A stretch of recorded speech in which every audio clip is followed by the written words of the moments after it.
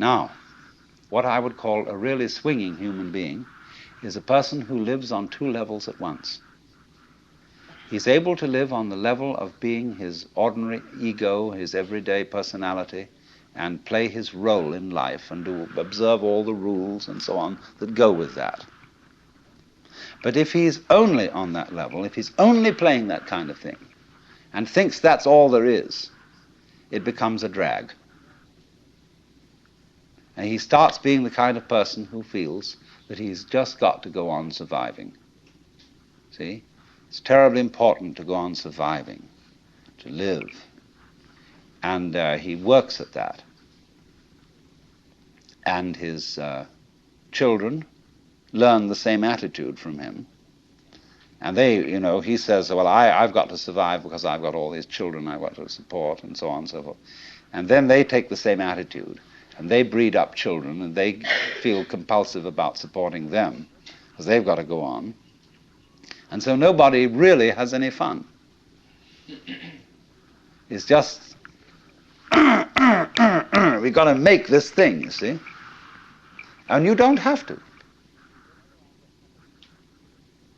See, whenever I get somebody who comes to me and says, I really can't go on and I have to commit suicide, I say, well, that's entirely, you're right.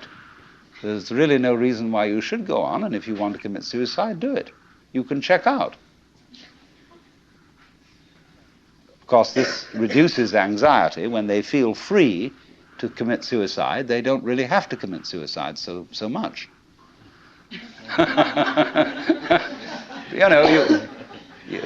You can commit partial suicide.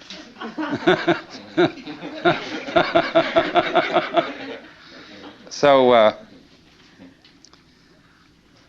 the sense that you just have to go on living, see, that life is a must. When you say to anything spontaneous, see, life is spontaneous. It happens, in the words of the Taoists, Zhen, which means of itself so. That's their Chinese expression for nature. What happens by itself, what isn't pushed, but it just pops up, you see? Like, I'll never forget, there was a great Zen master I knew once in New York.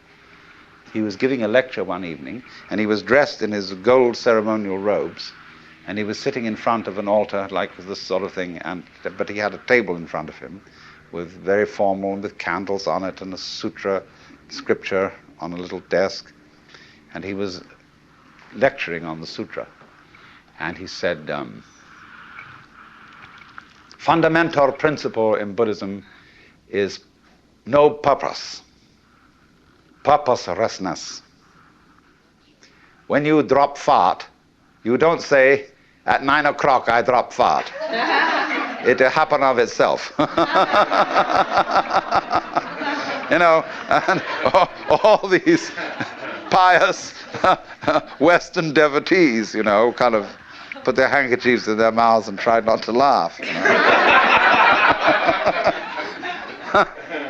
So, but that's the meaning of something that happens of itself, like drop fart or have hiccups or just you came into being, It happens in a kind of a plop way like that.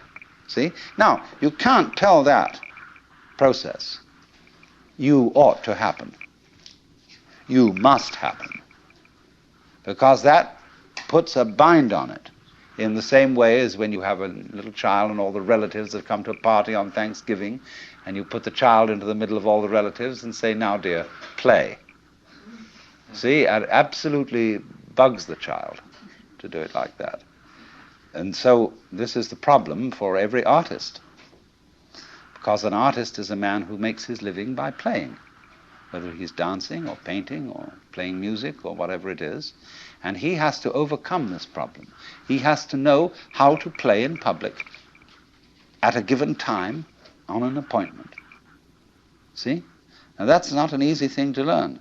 But when you catch on to the trick of it, you can do it. To play on demand.